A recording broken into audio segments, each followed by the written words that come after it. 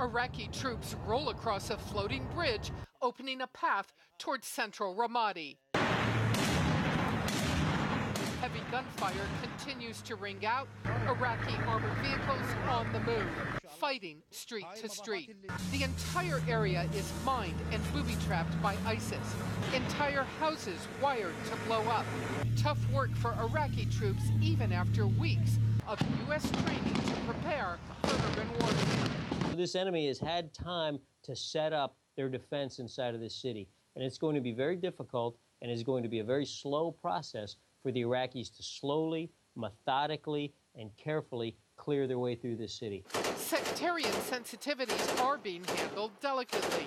The fighters purposely do not include any Iranian-backed Shia militias in this part of the Sunni heartland, according to the U.S. The U.S. already helping Iraq plan for a Sunni-led force to hold the city if it is taken back by Iraqis. Hundreds of Sunni tribal fighters have been trained by the U.S. The U.S. military anxious to show success of its anti-ISIS strategy. We've begun a training program a year ago to train Iraqi forces to be able to take their country back. And in the last several weeks, we've begun to see that happen. That training has started to take hold. Some say for ISIS, Ramadi already served its purpose this spring when they chased Iraqi forces from the city. They've now determined, look, they're going to trade space for time. We're going to go ahead and give up this space called Ramadi. We're going to continue to live to fight another day. But on this already devastated battlefield of a city, desperation is everywhere. Some ISIS fighters remain dug in and willing to use Ramadi citizens as they see fit.